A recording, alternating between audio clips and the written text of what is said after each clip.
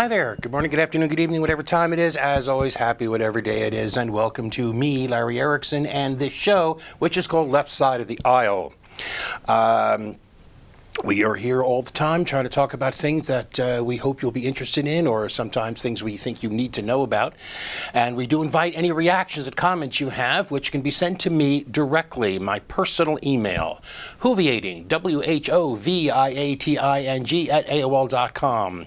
Or you can go to my website, which is called Lotus Surviving a Dark Time, and the URL will be here a couple of times during the show, and you can leave a comment there, or you can get the email address from there. If you do send me email, as always, two simple requests. One, put something in the subject line that makes it clear this is about the show, so I don't think it's spam, and be a little patient about getting an answer, okay?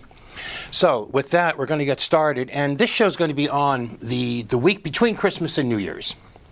So because of that, we're kind of sort of taking a week off from heavy-duty political stuff.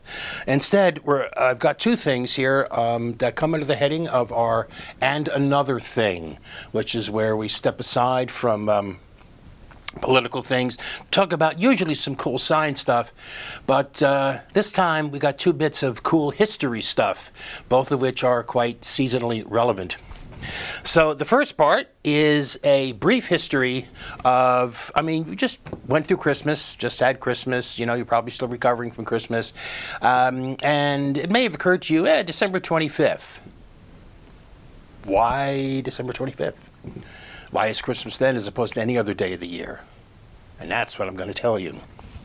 Now, right at the top, though, you have to realize something. Based on how we celebrate the season, and here by we, I mean most Americans and a good part of Europe as well, based on how we engage with and how we embrace the season, the traditions we follow in our celebrations, this is Christmas, and this is Christmas, this is Christmas, and this, and this, and this. But this is not.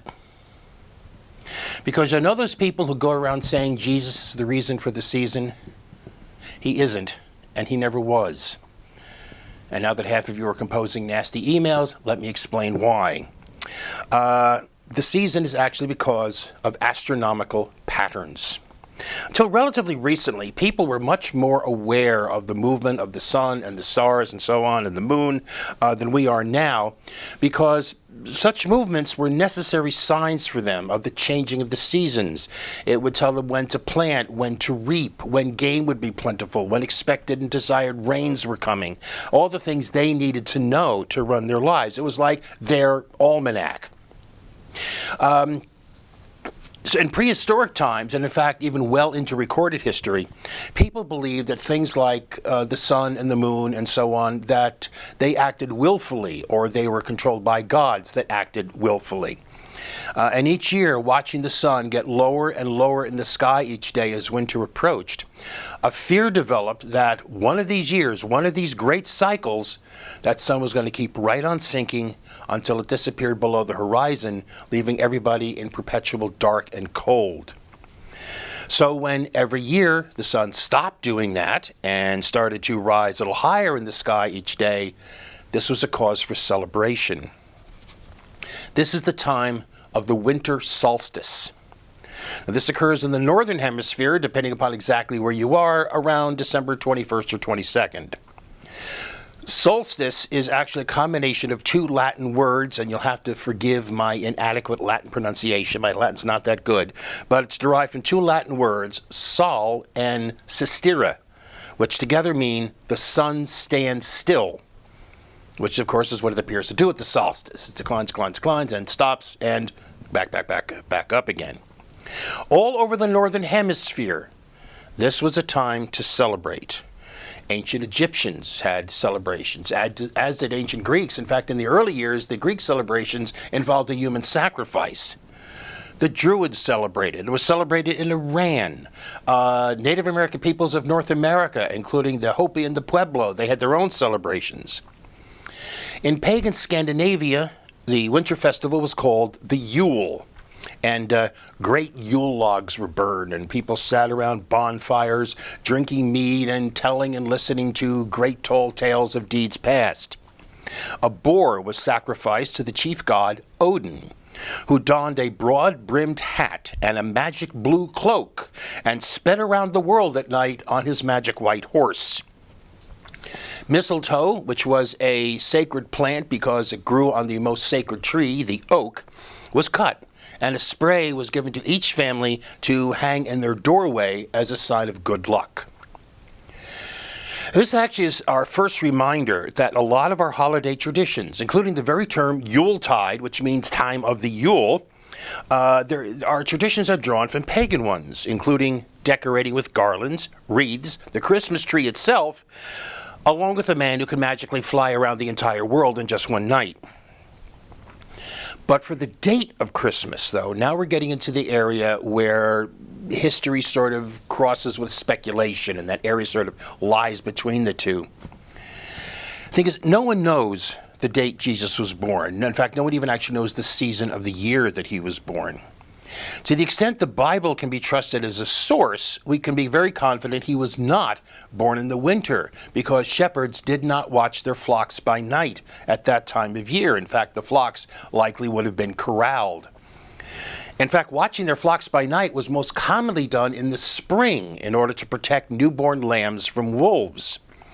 That's led some to argue that Jesus must have been born in the springtime, but frankly, this is an awfully thin reed on which to build such a big conclusion.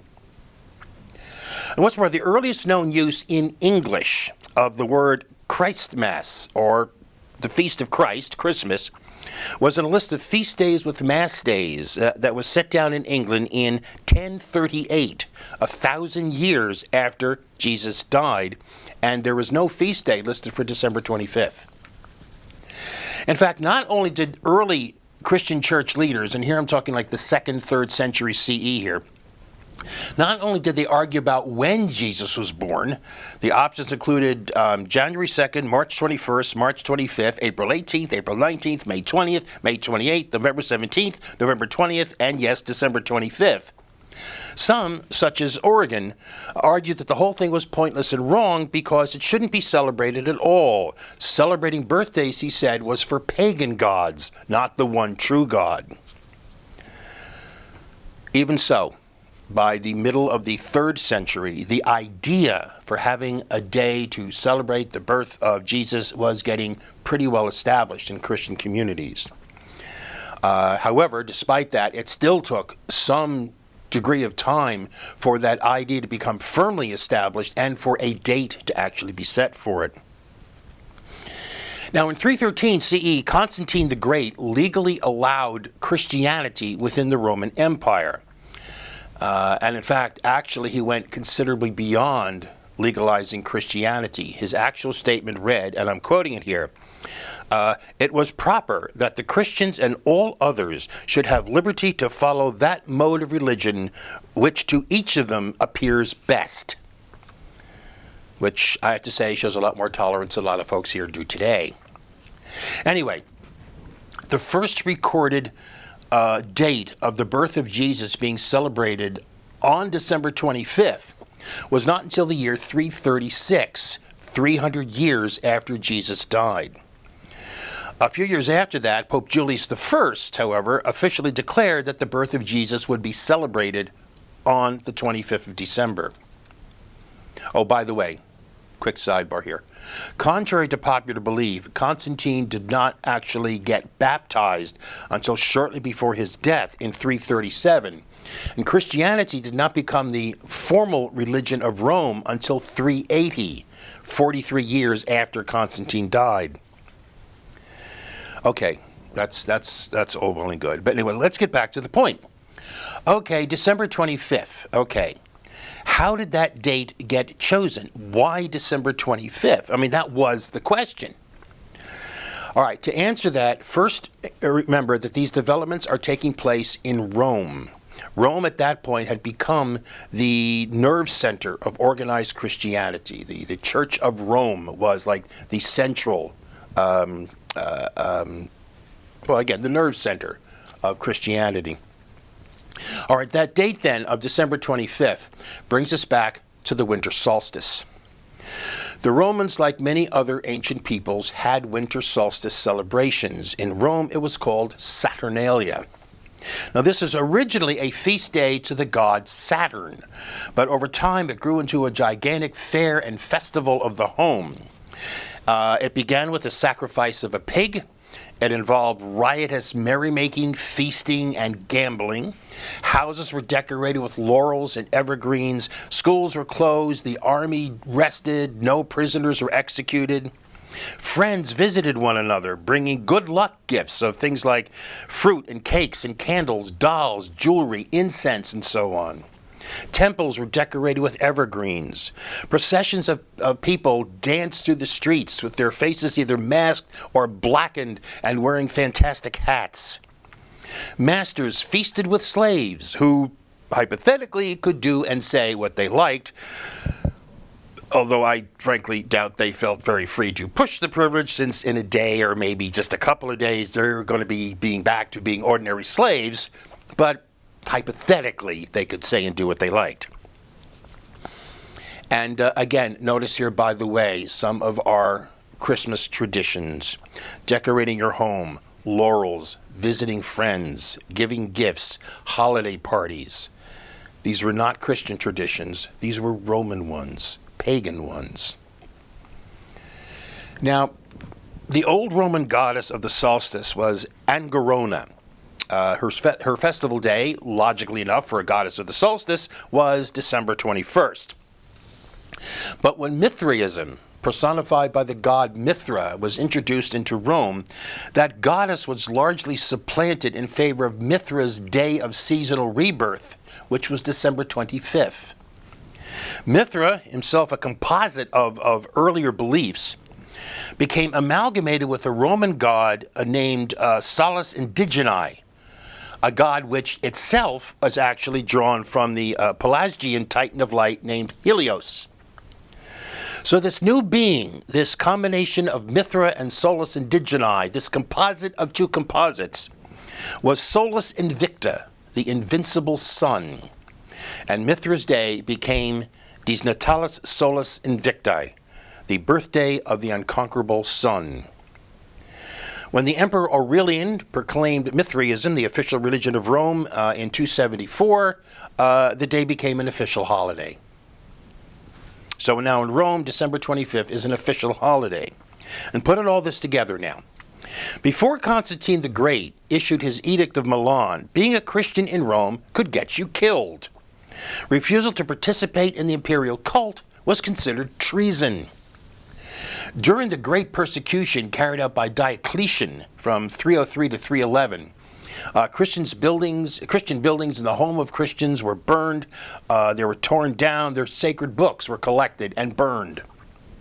Christians were arrested, tortured, mutilated, burned, starved, and condemned to gladiatorial contests in the arena for the amusement of the spectators. So if you wanted to celebrate the birth of the person that you regarded as your savior, and again, the idea of having such a celebration by now was pretty well firmly fixed within Christianity. If you wanted to do this, you had to hide it. So since the time is purely symbolic and basically arbitrarily chosen because no one knows the actual day of the year when Jesus was born, it's really based on tradition and nothing more, what better time to do it than during Saturnalia when everyone else was celebrating and so no one would notice? And what better day to pick than December 25th when the birthday of the unconquerable sun could be understood by you to mean the birthday of the unconquerable sun. Indeed, according to St. John Chrysostom, Bishop of Constantinople, writing in the late 4th or very early 5th century, this is a quote, "The Roman Church purposely placed the keeping of Christmas between two popular folk festivals, Saturnalia and the calends of January, in order to give Christians something to celebrate about undisturbed while others were engaged in secular merrymaking." By the year 354 CE, December 25th had been accepted by the Church in Rome as the date of the Feast of Christ, or Christmas. Gradually, most of the Christian Church agreed on the day. Now, once Christianity became the legal religion of Rome in 380, the church began appropriating what pagan customs it could, with the result that the merrymaking side of Saturnalia was gradually adopted and adapted to the observance of Christmas. And so that is why Christmas is on December 25th, because Christians hid within, then adapted pagan celebrations of the winter solstice. And by 1100, Christmas was the peak celebration of the year for all of Europe. But let me finish up here by saying that even despite all of that, that the idea was not universally accepted. Origen's conviction that celebrating the birth of a god was for pagan gods persisted among conservative Christians for centuries, including among the Separatists and the Puritans, who celebrated Plymouth and Boston here in Massachusetts. They regarded Christmas as a pagan celebration with no biblical justification. In fact, there were laws against it. In his journal entry for 1621, Plymouth Colony Governor William Bradford recalled what he called a passage rather of mirth than of weight. And I'm quoting the journal here. On the day called Christmas, the governor called him out to work as was used, but most of this new company, and here he's referring to a group of men who had come on a ship called the Fortune the previous month in November 1621, but most of this new company excused themselves and said it went against their consciences to work on that day. So the governor told them that if they made it a matter of conscience, he would spare them till they were better informed. So he led away the rest and left them. But when they came home at noon from their work, he found them in the street at play, openly, some pitching the bar and some at stool ball, and much like sports. So he went to them and took away their implements and told them that it was against his conscience that they should play while others work. If they made keeping it a matter of devotion, let them keep to their houses, but there should be no gaming or reveling in the streets, since which time nothing has been attempted that way, at least openly. And bear in mind, he was actually writing this somewhere around 1630, 1631 or 2, so basically 10 years after the fact. And it wasn't just here. In 1647, Great Britain's Puritan-dominated Parliament abolished the feasts of Christmas, Easter, and Whitsun, the latter of which is known in the U.S. as Pentecost. In 1659, the Mass Bay Colony, Boston, banned celebrating Christmas altogether, and that ban remained in place for 22 years until 1681, and even then it was a governor appointed by the re-established British monarchy that actually overturned the ban. Even with the ban overturned, the first recorded celebration of Christmas in Boston isn't for another 5 years, in 1686. For many years, Thanksgiving remained the important seasonal holiday in New England. Even in other parts of the country, Christmas did not become a major holiday until a religious revival in the early 1800s spurred an interest in the day, particularly in the South. In 1837, Louisiana became the first state to make the day a holiday. But New England continued to lag behind. In Plymouth, the first time Christmas is even mentioned in the town's oldest newspaper was in 1825. As late as 1856, Henry Wadsworth Longfellow wrote that the old Puritan feeling prevents Christmas from being a cheerful, hearty holiday.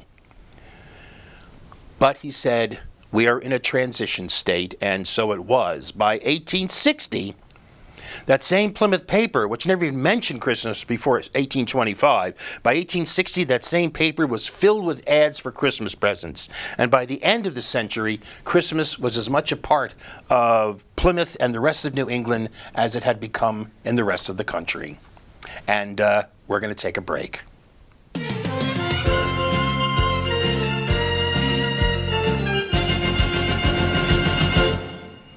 Okay, now for the rest of the show, since we've been talking all this time about why Christmas is on December 25th, we're going to do the natural follow-up. Why is New Year's Day on January 1st? Why then? That wasn't always on January 1st, you know. So how did it wind up that way? Well, in large part, The reason for this has to do with the convenience of the Roman Senate, a calendar almost no one uses anymore, and the stubbornness of tradition. The earliest recorded New Year celebration is believed to have been in Mesopotamia about 4,000 years ago, about 2000 BCE, when the Babylonians began the year with the first new moon after the vernal equinox. And they greeted it with a multi-day celebration they called Akitu. And this is actually a logical time to start the year. The vernal equinox is the first day of spring. So it comes in mid-March. It's a time of beginnings, of renewals, of renewed growth. Arrival of spring, start the new year, that seemed reasonable enough. Some other ancient cultures used different days, but all had some astronomical or astrological significance. The Egyptians used the heliacal rising of the star Sirius in mid-July because that was a sign that of the time when the flooding of the Nile, which was so vital for their agriculture, that the flooding of the Nile was approaching. The Persians used the vernal equinox. The Phoenicians used the autumnal equinox, which is the first day of fall. The Greeks used the winter solstice, which again is the first day of winter. January 1st has no such significance. So why January 1st? Okay, we have to start with the fact of an early Roman calendar, a very early Roman calendar, designated March 1st as the first day of the new year, which, by the way, may help to explain something you've sometimes wondered about. If March is the first month of the year, September is the seventh month of the year, and the Latin for seven is septem. Likewise, October, November, and December. Octo is Latin for 8, novem for 9, and decem for 10. September, October, November, and December were called that because they were the 7th, 8th, 9th, and 10th months of the year.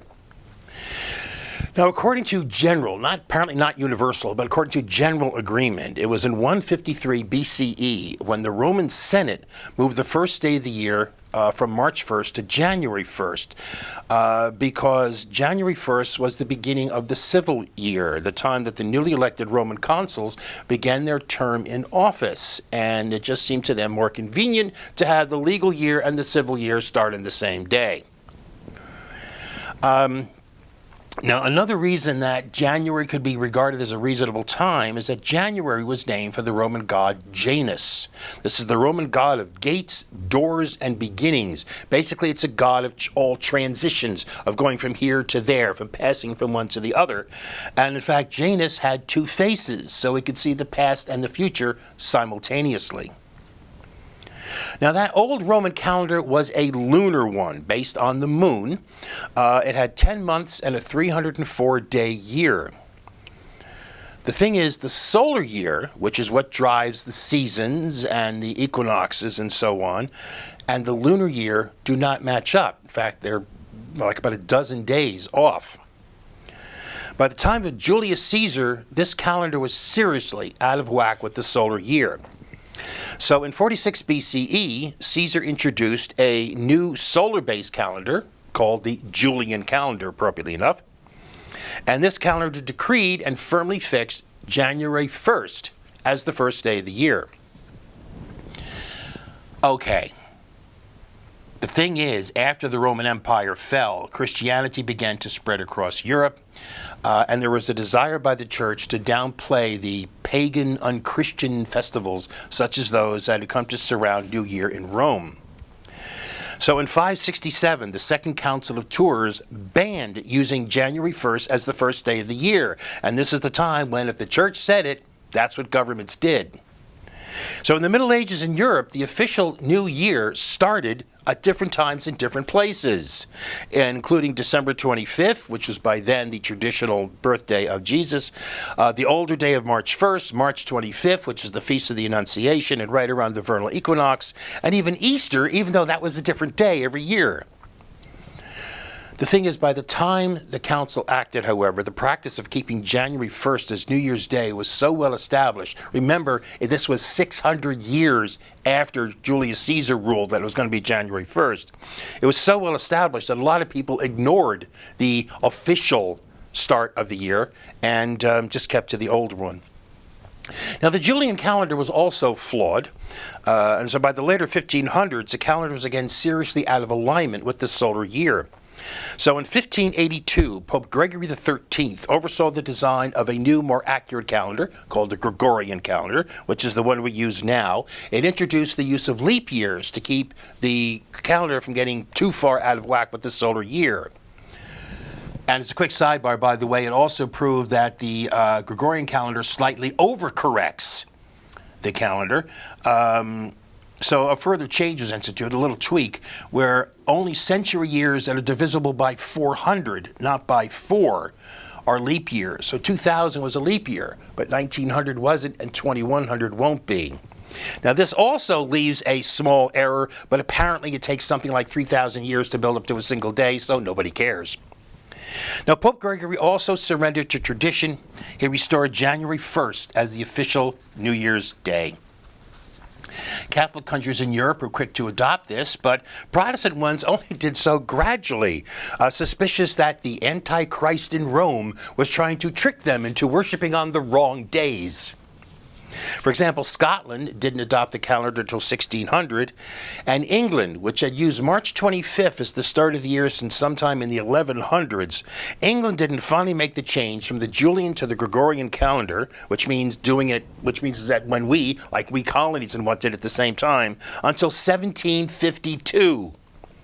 By then, the Julian calendar was 11 days behind the Gregorian calendar, so it was corrected by removing 11 days from the calendar. And Wednesday, September 2nd, 1752, was followed by Thursday, September 14th, 1752.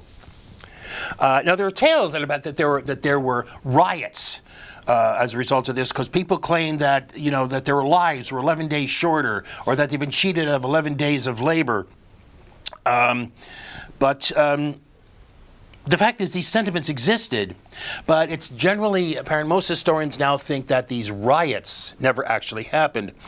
But the change of calendar was an issue in the parliamentary elections in 1754, so it's hard to imagine that, it's hard to credit the idea that there were no protests of any kind. Anyway, getting back to the topic, that's it.